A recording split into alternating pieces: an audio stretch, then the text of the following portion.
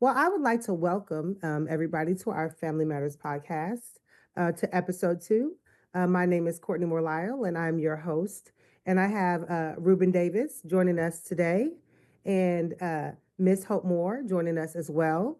We're going to touch again on intentional parenting. We talked about it last week. We're going to touch on some different topics this week. And so I'm glad you all are here. Thank you guys for coming back and talking about this topic again. So, welcome. Just to recap, last week we talked about intentional parenting, what that looked like. Basically, what does that mean to be an intentional parent, being present, prioritizing maybe like the end goal and what that looks like for you as a parent, not having quick fix goals as parents when it comes to some of the ways that we parent and make decisions. We talked about how to be intentional in our approaches and some of those ways as being intentional. And so today we're going to touch on a few more topics, and I'm really excited to have you guys talking about this topic again today. So, how's your day going?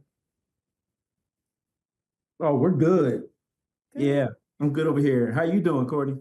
I'm doing well. I'm doing well. I'm excited to dive into some deeper topics. I know we talked about some misconceptions about parents being intentional, and I'm just going to read a few that we touched on. We talked about some misconceptions were that intentional parents are super, super, super, super strict, right? We talked about that they're not fun. We talked about intentional parenting.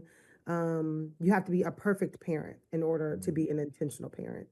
And so, with talking about intentional parenting, I kind of wanted to go into how does an intentional parent handle boundaries?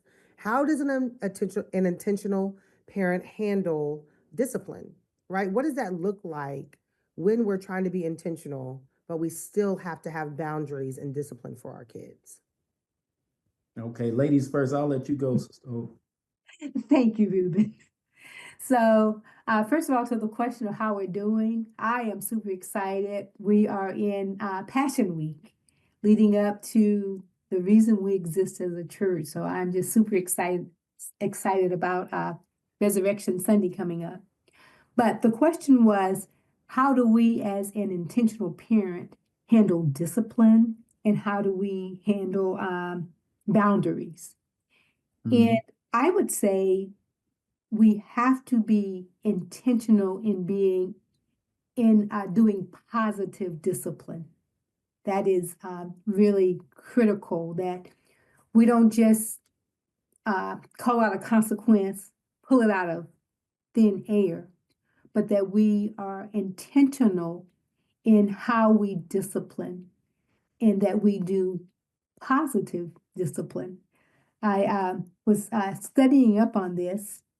And some of the things that I came up with were the first thing you want to do is to set clear expectations.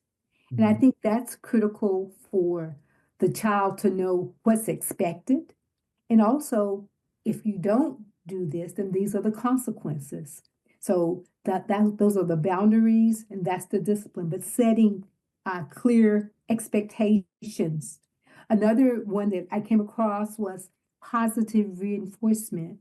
You know, it's an old saying: you catch a whole lot more flies with honey than you do with Mhm. vinegar. So be positive. Let your kids know when they did a good job. And then hopefully they will want to please you and they'll continue that behavior. That's another one. Another big one, I think we talked about this last time, was modeling the behavior that you want to see. That's really critical. You can't expect your child to you want your child to behave a certain way, but you're over here behaving a different way. So model the behavior that you want to see. I thought this one was really interesting. I'm kind of old school. We always talk about time out, but this one was time in instead of time out.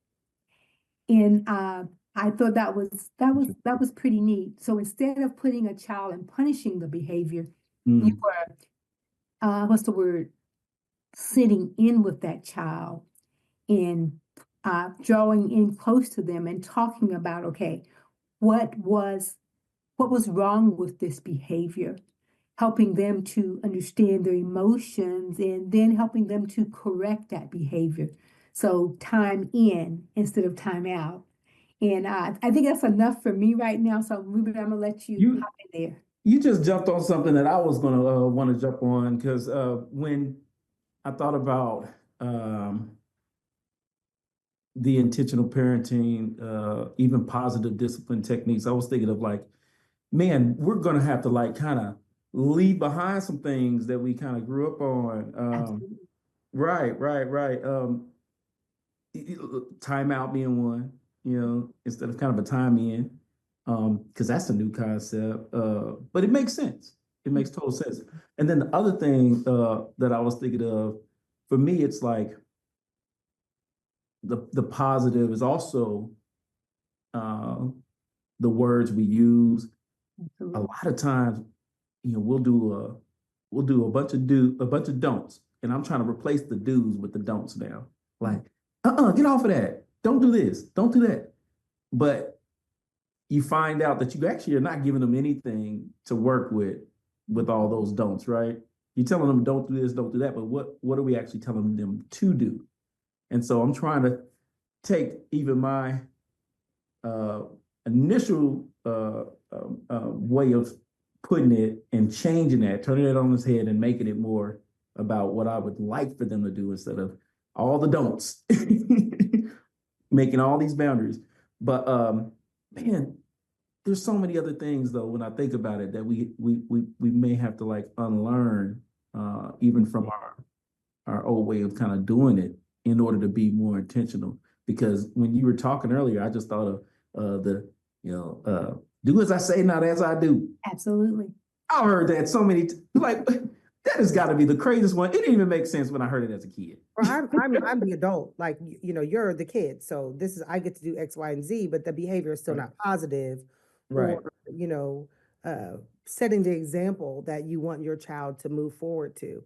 And I Right. was just thinking, even as you all were sharing little nuggets.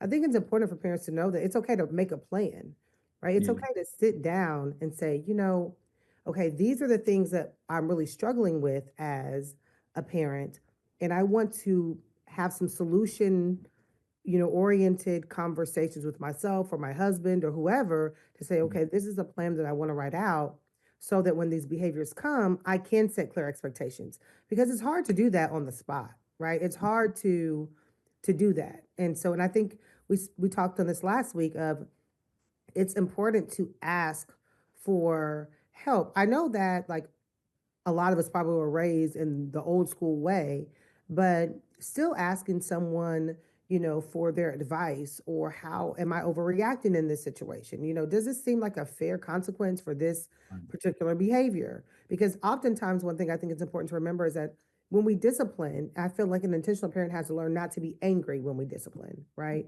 To make sure Mhm. that we're in a calm space and we're Mhm. intentional about that discipline or that boundary, but it's not coming from anger. Absolutely. Um, Especially when you have a teenager, because it, every day Button. it's something different, right? It's something different. And so that you have, I don't want to say it's like, they're doing things sometimes that can be really hurtful. And so you might take it personal. And so you have to really understand that my child is really just going through some phases right now. I don't want to discipline them on this, because I'm angry. Right. So you want to make sure that you have fair boundaries and fair expectations as well. You know, Speaking of teenagers, and I think this is important, throughout, whether you got little kids or older kids or adult kids, but this thing of active listening, really Mhm. pulling in and listening to what that child has to say and not just, listening, trying to figure, okay, help me get through with this so that I can go on to the next thing, but actually pulling in, looking at their body language, listening to their words, looking at their emotions. That's really critical when you are talking about disciplining, because if you don't listen, you don't really know, kind of what the underlying cause is. People say words, but those words don't always add up to what the real issue is. But Right. that thing of active listening, that's really important. And going back to one thing that Courtney said earlier, getting help. You know, sometimes we think that, we can go, and you can go to, a spouse or your pastor or, another adult to help you. But there's so many resources too out there, so many books, so many podcasts, so many articles that will, if you find yourself where you don't know what to do in the situation, I would say do some Googling and pick, of course, pick the biblically based ones that, align with your values. But you can learn a whole lot by just reading, by just listening to someone else's experience. And that will help you understand, did I overreact on this? Or should I have handled this differently? Do I need to go back and apologize? So I just think that's critical. You can get help from a lot of different areas. But of course, I would always pick the biblically based ones, and I would also make sure that they align with my values. Yeah, I think apologizing as a parent is important because sometimes we overreact. And I know, I mean, I've been guilty of it. I'm sure every parent has been where, you know, Mm. you set a boundary and then you sit back, you're like, well, that action didn't really warrant that consequence, or I was wrong. I misjudged that situation, especially with, a lot of times, even being intentional, it being intentional with their schooling, being intentional with coaches, being intentional with their friend groups, right? Because as they get older, and especially now kids are exposed to so much, you have to be very vigilant about every single thing. And so making sure that, if you do mess up, you go back and you have those conversations because there's going to come a time where your child is getting ready to leave and you want to be able to have that open door with them to have that conversation to say, hey, I want you to talk to me about these things and you can trust me with these things. And if we talk about this, I won't get upset with you, but I need you to come to me and have these conversations. And I was having a conversation with someone else and we were talking about, how do you, how are you intentional with your children as they grow older when they're exposed to so much in the world? Mm. But you really have to immerse yourself in that world to know what they're exposed to. And so there's just a lot of factors to, you know, handling discipline and boundaries. But there's something that you all said that made me think of a one more topic, and that was you said active listening, but also time Mm. in. I'm wondering, is that the same as people would say gentle parenting? I Uh, think a lot of people So, might. what's their understanding of gentle parenting? Well, I think the misconception, well, I think there's a misconception of gentle parenting. I think when we talk about active listening, giving your Mhm. child a choice, right? When we were growing up, it was whatever your mom cooked, that's what you ate, right? But giving children an opportunity to be heard. What would you like? How do you feel? Right? How does this make you feel? Like giving them that platform. Or when they do something wrong, well, let's Yeah. talk about that. Let's discuss. Like, why did you make that decision? Right? That's Mm. not how I was raised, so it's like, Yeah. oftentimes it's like, that could be considered, you know, well, Parenting. Johnny, that wasn't a kind choice. Let's not do that again. And I think that in a lot of ways is what people feel is missing with our kids today. There's a lot of gentle parenting, listening to what they have to say, their feelings, their thoughts, and everything. But then there's not enough, oh no, you done lost your mind. Sit your tail down. Yeah. Oh, you're not going to that game. Like actually like no, zero tolerance. You are, I'm not talking, you know what you did. I'm not saying you don't address it, but Talking about the other end of the right, spectrum right. now. But it's just like you're either far left Mm. or you're far right, right? Is there a Right. balance? But it just made me think of gentle parenting. I wonder if Okay. Okay. perceive that as gentle parenting. You know what? I can't say I'm an expert on gentle parenting. I've heard about it and maybe saw a YouTube video or two on it. Um, but when thinking about it, it made me think back to the days where I was in education and working in the dean's office, and we had now begun to use restorative justice, right? And just reading and diving into restorative justice, what I noticed is that what would happen is in some cases, or in some offices and some organizations, they would implement restorative justice, but they had an issue with the way in which they implemented it because it's restorative justice. And if you just have the restorative part, but not the justice part, then you're not really doing anyone any favors. Meaning, what was happening is that people would implement, the talk, and having conversations and being able to like bring a child back into the classroom or restore a child, back into a relationship, but there was no consequence to what they were doing. And if I can give a little story, but I'll give it, the short version. There was a case where a child was being threatened, bullied almost daily, and the bully was even threatening with weapons. The weapons were never found, but the child said, "Hey, no, he had a knife, and I fear for my life." And this was at an organization I didn't work at, but it was this was a story told to me from somebody. But what they did was they restored the relationship.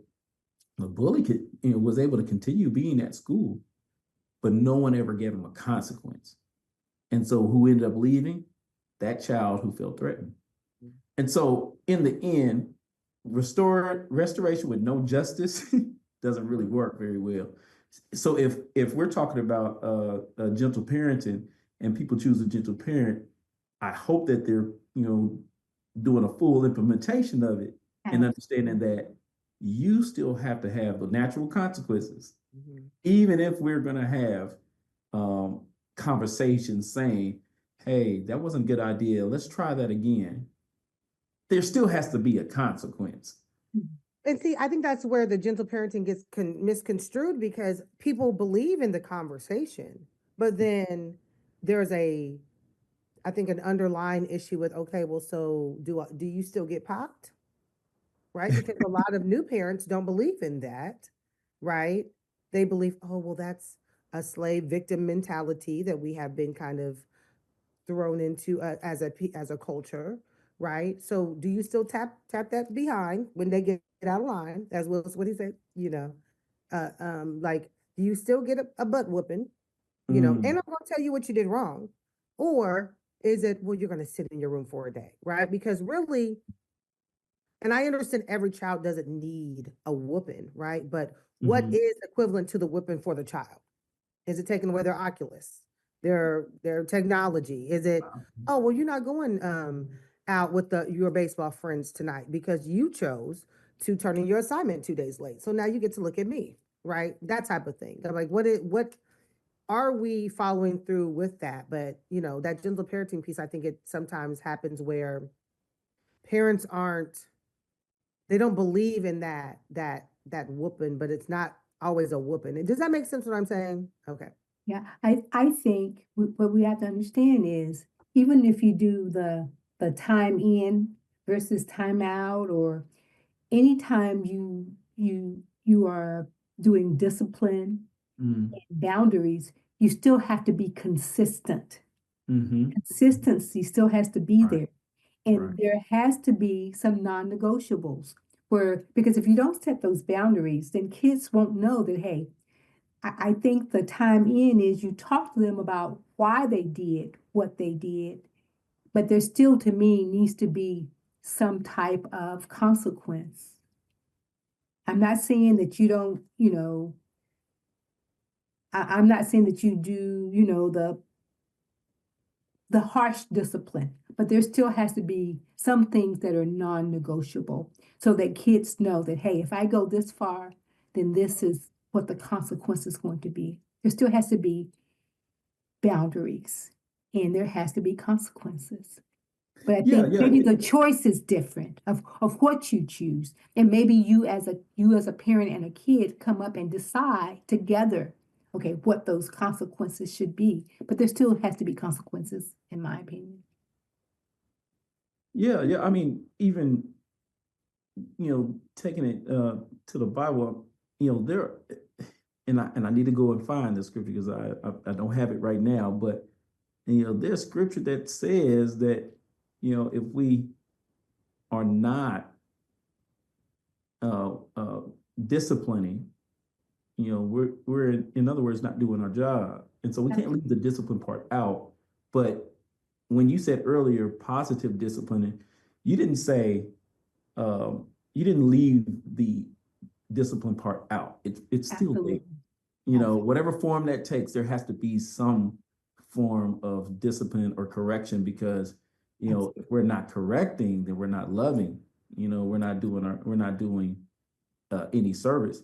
And I just remember times that I'm with a group of kids and I'm explaining to them like, hey guys, you want us not to have any rules, but actually, if I don't care about you, it doesn't look like me giving you correction, um, no matter how that looks. It doesn't look like me giving you correction and saying, "Oh no, we're not doing anything. So we're shutting it down. It's lights off. Everybody is like we're no longer going to the playground or we're no longer having recess or no you lost your but it doesn't look like that. It looks like if I don't care about you, it actually looks like me not participating in your life at all, not giving you any kind of correction because you can go running out into the street for all I care if I don't care about you. And so everything points to there needing to be some kind of discipline, no matter what it is. If it's gentle parenting, it still has to come with some sort of natural consequence or something. Yeah. And I think And with intentional parenting, oh, excuse me. I was gonna say with intentional parenting, to me, it's always about the end goal. Like if you're gonna give your child a choice, you're trying to empower them to make good decisions later on in life or whatever. If you're going to, I mean, no matter what you do, your intention is to set that kid up for success. Yeah, yeah. as everybody knows, I've been an educator for a while, and I see a change. I see a huge change in our youth, right? In our young students. I don't care if you go in elementary schools, middle to high schools, even college campuses.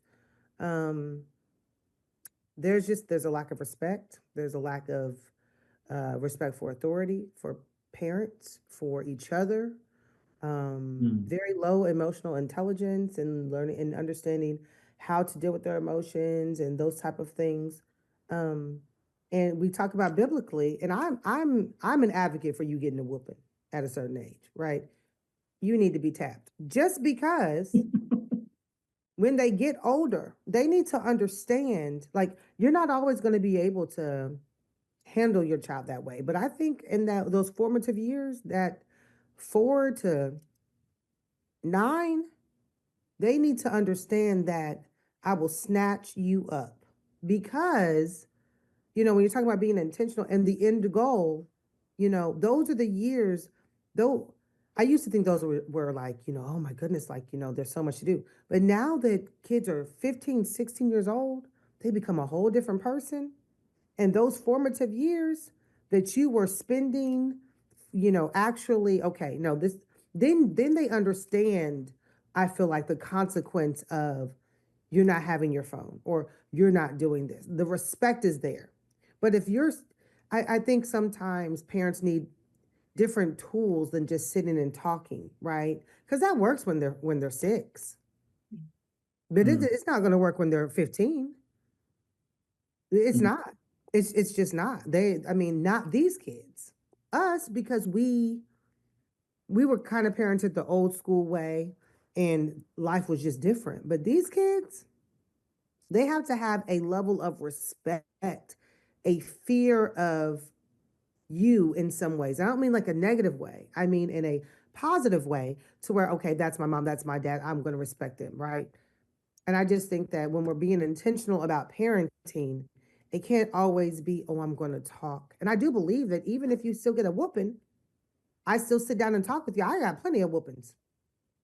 And there was always a talk, well, I'm doing this because I love you and you did this. And I mean, it was the whole spiel, you know. But now I understand at my age now where why I needed that discipline that way.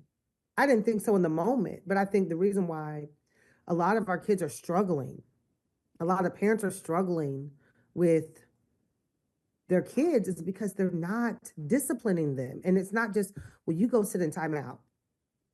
You're gonna tell a 15-year-old to go sit in timeout, he's gonna walk out the door. You know, I'm just saying, you know, we need to, when I say make a plan, like I think sometimes that plan also has to deal with how do you what does this discipline look like, or how is this setting them up to be respectful later? You Yeah. know, Yeah. One, Yeah. one I thing. would. Oh, go ahead. So I'll just say this part. You know, parents they're gonna have to decide for themselves how they want to discipline. We know that because we're gonna let. But yeah, I had all the whoopings. I got all the spankings in my household growing up. But at the same time, I don't know if every one of my siblings needed that. Some of them um, did fine. They may have gotten one or two, but and so I don't know. I don't know. I think parents have to yeah, put yeah. that Not in. every kid, I agree. Not every kid is that kid that needs that, right? I Yeah, speak to the yeah. ones that we know that child needs, you know, But but I agree wholeheartedly. There has to be a healthy respect. You know, I mean, you know, what does the Bible say in Proverbs about you know, fear of the Lord is the It's beginning of beginning. all wisdom. You We know. all need a healthy respect of God. You know, we need a healthy respect of anything. Like we need a healthy respect of the stove because it will burn you. So fear, drugs, what you put in your body because it will kill you. That's right. exactly, exactly. So we need But that.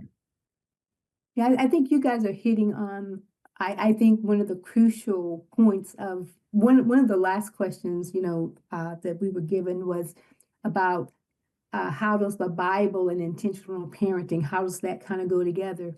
And basically, to me, you guys are hitting on that because you cannot wait until your child is 15 to Mm, decide you're going to parent them, that you're going to intentionally parent them. It has to start when they are 1 and 2, where you are modeling for them, where you are exposing them to God's words so they understand that this is what God's word says and this is how we live in this house.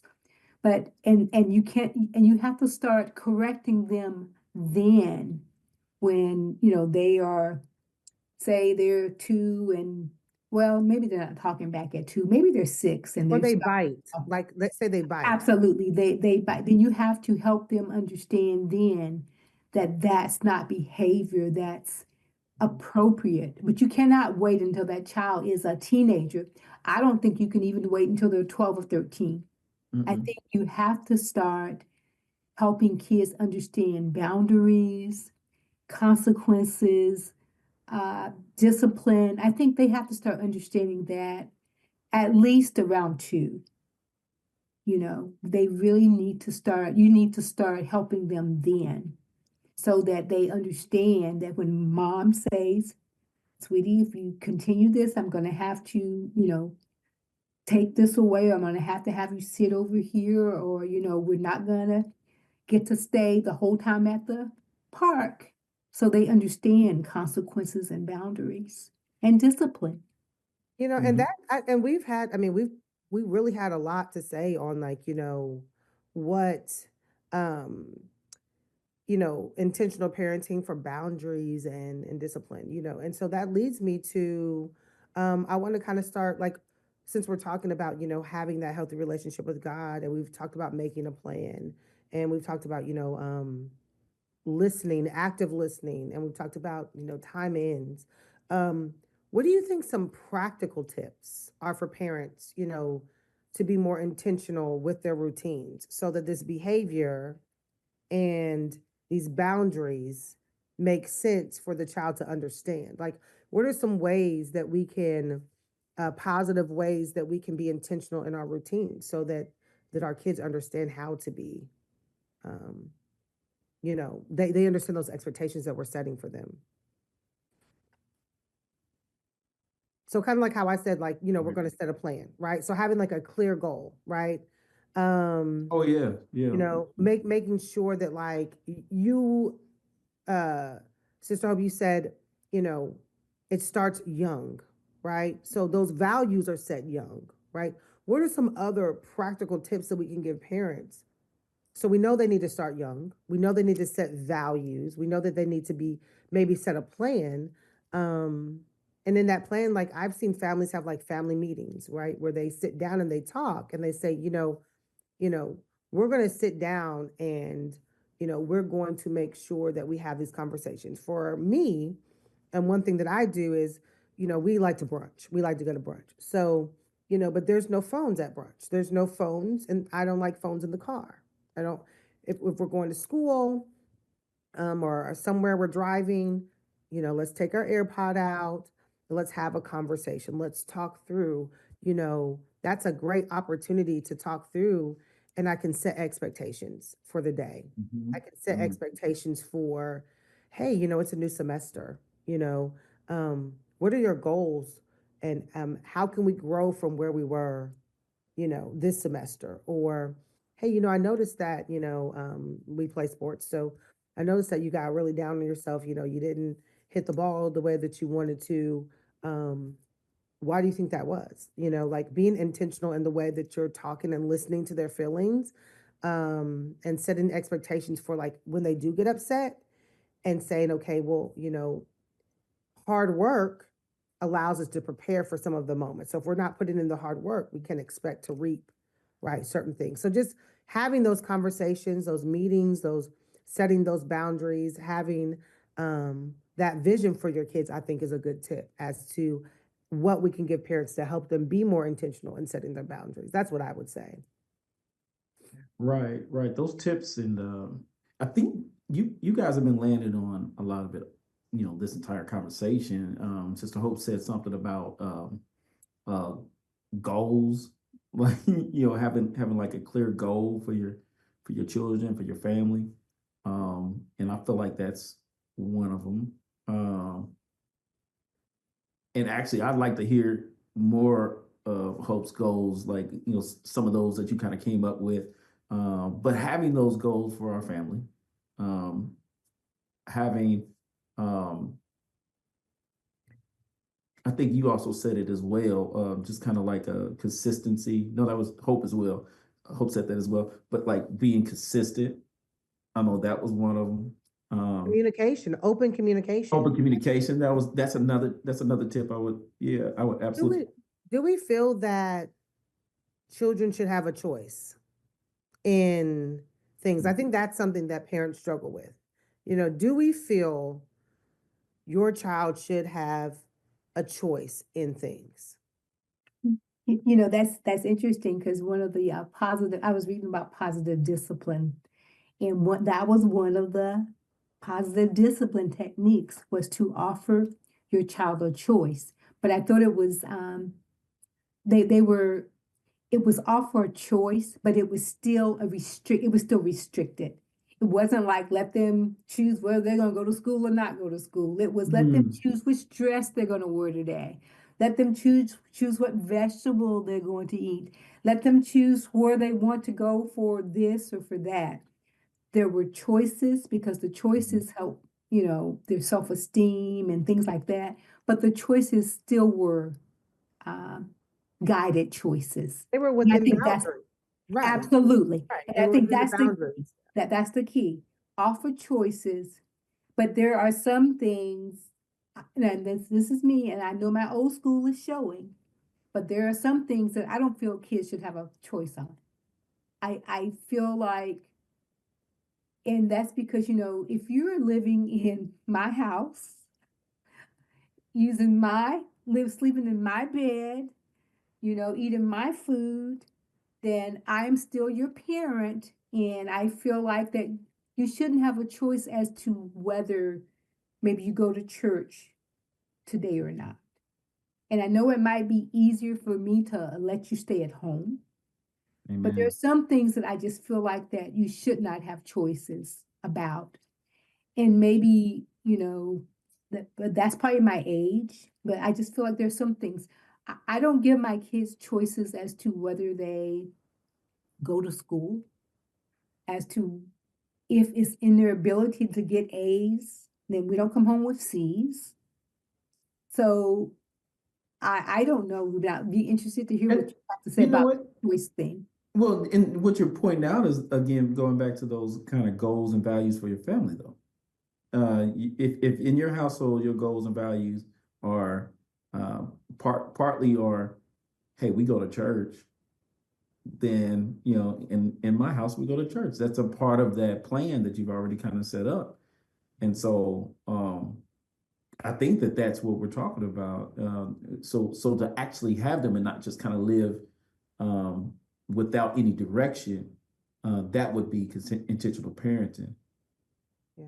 And I think too, it's important that, and we keep going back to this, starting young, right? And being consistent. Yeah. So starting young, being consistent, having a plan, right? If that plan doesn't work, go back, rework the plan, so being able to adjust and adapt to things. I think kids having choices is important. Like you said, Yeah. Sister Hope, for some things, right? Not everything. You don't get a choice whether or not you go to school, right? Mhm. But you may have a choice of, okay, well, like prom, you want to wear a certain dress, great. But these are the boundaries within what the dress can have and not have, Yeah. or things like that. That's important to kids, or video games, right? So sure, you can play video games, but you don't get to do that during certain hours. So school nights is a non-negotiable, no. But Saturdays, sure, you can play these games because you're this old and these Absolutely. are appropriate games for you, right? Even though little Johnny's able to play this game, you know, I will give you appropriate choices for what you can do in your space. Right. Right. Um, so yeah. Right. I But think, I think, oh, go on, Ruben. well, you know what? So when I thought about this, with the question you were posing, I was really just thinking about like how, so in our house, we came up with an idea that hey guys, every day you gotta have like in your daily routine you have to do at least these five things, and we call them the five B's. You gotta at least uh, take care of your bedroom, which is a part of a chore, but they're only 5 and 7, so bed is an easy way to put it. Bedroom, bathroom, like your hygiene, Please bathe. uh, Yep. body, right? Please bathe. Your body, but that means for them exercise, some sort of exercise. Get outside. You got to do something every day. Um, Bible and brain, and so we need to do something that some sort of Bible study, not just pray, but some sort of Bible study or something like that every day. And so we started off with just that, and we were just check marks. Okay. What's the other two? Oh, you got four. So What's the other two? bed, bath, Bible, brain, and body.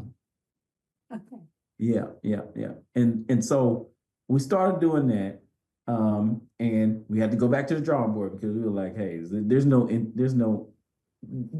reason for them to do this. They're like, whatever. It's like, okay, so if you do these, you'll get 60 minutes of maybe playing on the iPad on the weekend. So they're like, oh, 60 minutes, 60 minutes. And so they had their 60 minutes. We started them off with 60 minutes, and we ended up having to go back to the drawing board again because they had the 60 minutes and they were still not doing the B's. And we were like, okay, so we had to start taking away. You're not doing your B's. We're taking away 5 minutes every time you're Isn't that not, good? we don't get your B's done. But that was more penalizing though. And honestly, at this point, we went back to the drawing board again. I said, "Hey, babe, you know what? We're coming at them, and we're taking away their 5 points, and they're going all, and they're trying to negotiate and trying to figure out how to get them back. Why don't we go in reverse and say you don't have the 60 minutes yet? You earn them by doing your B's. I was like, that's more like a chore anyway. Like you do your chores, you get some money. But so and that has been working out a lot better. They're going and they're wanting to check them off so they can get some extra minutes, and it is going in a positive direction instead of like, hey, you start off with this and now we're chipping at it. Right. But we had to keep going back to the table to figure out if it even made sense. And now they also have choice in it. I said, hey guys, we don't have to, you don't have to do the B's, although there's some you're gonna need to brush your teeth. But but if you don't do your B's, oh, your bed's not done. Hey, you've missed out on that amount of time. And oh no, let me put my bed back together. We're probably gonna have to revisit this because as they get more complicated, as they are able to maneuver through things and get around us, I know we're gonna have to probably throw the whole thing out at some point. But it was just in our house, just a quick example of how, hey, we set up some goals. We knew what we valued. That's We we gave them choices on whether or not they were able to do it. And we just had to keep coming back to figure out if this was actually working. We had to revisit it and tweak it. And so I would say those things are what, I would say. Yeah, I think it's critical when you touched on one of the key words, values. You know what you as a family value. And so to me, and I think it's important that families, especially if they're going to do this intentional parenting thing, you got to figure out what you as a couple or a family, what you value. And then those values, you have to figure out how to accomplish them. Because to me, they say when you look at your checkbook, you can tell what you value, because that's where you spend your money. I say the same thing in a family, where you spend your time. That is probably what you really value. So figure out what it is that you value and figure out a way to make those values happen. That's good. Yeah. Yeah. And that to me is like kind of going back to the beginning of, starting with the end in mind, right? Absolutely. What is the end goal that you really want to download into your children as they grow up?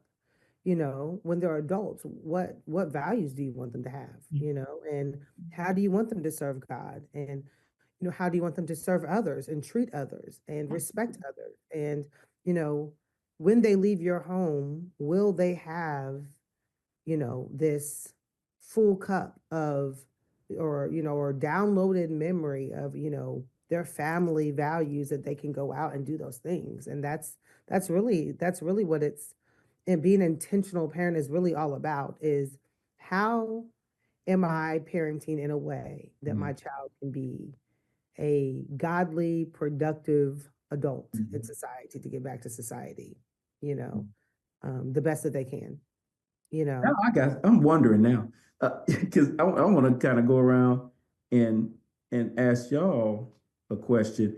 If that's the case, uh, as adults now, what would you say your parents valued? How, and because obviously it must have stuck with you if it's something that. So as adults now, what would you say your parents valued? I would say my parents valued, well, for sure, education, right? And I would say education, respect, and God. Those are the three things, right, that I felt like my parents valued. And I know for me, like now that I'm a parent, those are the things that I feel like are important, that I'm pouring into my child, right? And it wasn't just like, oh, like you had to be the best, but like it's more of like you had to be capable to do what you were, what you could do best. And Yeah. And so I feel like just being a well-rounded individual, right? And I can see that, like, and I think as parents, I mean, a lot of times we talk about, oh, well, I'm not going to do that when I have a child, or I'm not going to, I learned from this. But then, I had great parents. So I feel like, you know, I wouldn't know how to be a mom if I didn't see my mom be a good mom. There were times where we went to church, but then we still had to be in bed at a certain time because we had school. Like there was a balance, right? And there was, Mhm. for me, I felt like there was, a model to where I could pull those nuggets, and now I can give that to my kid, right? I see my brother do it. Um, my sister just has Twizzy, but I see her do it with Twizzy. The Twizzy gets dog. this, she gets things. Yeah, like her, So, but Does it's he just have a bedtime? Is that what you said? no, Twizzy is demanding. She hits her walks and her treats, and she's on her schedules, and things. But I just see it in all of us as we're. Um, it's nothing for me to see an elderly person and just to say, "Oh, yes, ma'am," or "No, sir." And I see adults my age not doing those things. They lack respect, or they don't have. They're not giving, or they're just very self-absorbed, or they're not really sure how to, or they're just not in the same space that me, my brother, and my sister are in. You know, when you look at the grand scheme Mhm. of things, and Mm. we're all in three very different professions, but we all are, I feel like, still doing what we need to do as adults, Yeah. you know. Yeah. And Carrying those values on. that's right. That's right. Yeah. So, Yeah. yeah. And that's interesting, Ruben, that you would ask that question because those things that Courtney talked about, those are basically the same values that my mother instilled in us. My mom had to quit. Education was really important to her. She had to quit school when she was 15 and get married. And that was because, back in that day, you couldn't go to school by yourself because you would be taken advantage of when you're walking and stuff like that. So she Mm. had to quit school when she was 15 to get married, but she valued education and she pushed all of her kids, encouraged all 7 of her kids to get some type of higher education. Another thing she valued was community service, taking Mhm. care of others, especially the elderly, making sure that that you shared what you had and that you looked out for someone who, needed help. Yeah. uh, God. That was one thing that she raised all of us. And that was, my dad went to church, but not like my mom. I mean, Mm. she made sure we were up. We walked a mile and a half, 2 miles to Sunday school every Sunday. We Mm. were on time, you know. She valued God, she valued education, she valued community service, respect. But those are the values. And so that's why that thing of modeling, not Mhm. only did she teach us, but she modeled it for us. Mhm. And Mhm. that's why it's so important, this thing of intentional parenting. I think as a parent, you have to understand that you do have influence. You're with that child more than anybody else. You're spending a whole lot more time with them. And so you have the time to put your values into your child. And I think that's another critical point. When Pastor and I found out that we were pregnant with Curtis, uh, we had the choice of buying a bigger house or getting a small house and me staying home. It was important to us that we put our values in our children. And I'm not advocating that everybody stay home and take care of their kids, but I am advocating that parents know what they value and take the time on a daily basis. That's what we were talking about earlier, those nuggets of what can you do intentionally on a daily basis. Spend that time, having intentional conversations with your child. I call it teachable moments. When Yeah. something happens, whether it's something really good or something really bad, spend that time talking to your kid about what happened, why it was good, why it wasn't good. But it's a teachable moment with Yeah. them. Spend that time before bed, I think that's a wonderful time to spend a little bit of time reading, especially if your kids are still where they like to cuddle and read, Mhm. read a Bible story, or just have them read a passage from the Bible, and you go through it and talk about it. Talk about what God is saying. You Yeah. know, I mean, spend time, like Courtney said, at Mhm. in the car ride, in the Yeah. car ride to school, or in the car ride home, or in the car ride to sports. You know, talking about God and values and things like that. Talk about worldly events. I Yeah. mean, be intentional in what you are downloading into your kids. Because believe it or not, those 18 years will go by, you'll blink your eyes and you'll wonder where they went. So be intentional every day. Try to download something positive. And this is another idea I read about a gratitude jar. Every day, find something to be thankful for. And of Mm. course, direct that thankfulness back to God. Teach them the Proverbs, teach them the wisdom scriptures. I mean, there's so many little things that you can do. And that was the thing someone was saying, start small, like at dinner time, or maybe uh, just talk about, okay, am I thankful for today?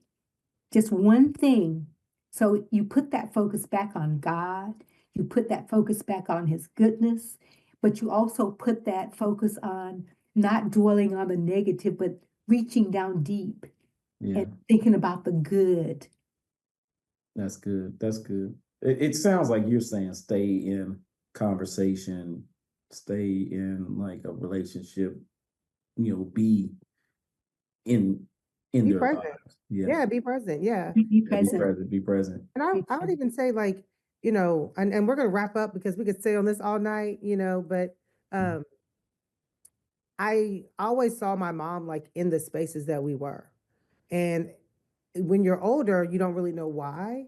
But I think that intentional parents, um, especially today, you have to immerse yourself in their world. There are times I would just take off work and I will go and walk around my son's school, or I will be in the lunchroom, or I go to a practice because I want to see, and he may not even know, but I want to see who he's walking with, who's in his classes, who he's talking to, what, and then there are questions that I can ask, like, okay, so, tell me about this friend, or I noticed that, this friend was doing this behavior. It helps you understand your child a lot more, and it helps you be able to address situations intentionally because you know what's happening with them. If your child has a phone, pick it up, look through it. You need to know what your kids are texting, what they're watching, put limits. Like there has to be certain boundaries. But I just want to encourage parents as we're being intentional. Being present is also knowing who they're around and having conversations at lunch. Hey, invite your friends over. Bring pizzas, and you might need to bring six. I think I brought 12, and let them come sit down and talk and just get to know them and Yeah. listen to their conversations. Where is their headspace? Yeah. And I think that's important. I bet you're answering questions too. Because I think in this day and age, we have to like answer real questions like in a real way. Not giving them more than what they can handle at the time, but my children, notice that they have um grandparents. Well, that mom has parents, but they never see my parents, and so that was a very early age that they noticed that. They were like, "Where's your mom?" Well, I had to explain. Okay, well, my mom, she's dead. I couldn't put it any other way. Your mom's in heaven. I told her she's in heaven. I said, "Oh, I believe she's in heaven, absolutely." But she died. I didn't say, "Oh, well, she's no longer here." And then when You they went asked me what away. happened, Right. she went to sleep, or no, I'm not. I Right. can't give them anything like that. because kids can handle more than we think. But at the same time, we're in a day and age where they can find out a lot of stuff for themselves. And some of that stuff, could be off as well. But if we're not giving them real answers to things, they're going to stop looking to us to give them answers. They're going to go somewhere else in the end. So, but Yeah. I think it opens up that conversation, and you keep having those moments to be able to really talk about things. Yeah. And you have to you have to allow your kids to ask their questions, and you cannot act like, oh my God, you can't act shocked or act like, you're upset, or because guess what? They will stop coming to you and they will get their answers, but you want them to get their answers from you as opposed to getting their answers from someone who doesn't really have your values and is not going to explain it the way that you would. So, you really you want your kids to talk to you.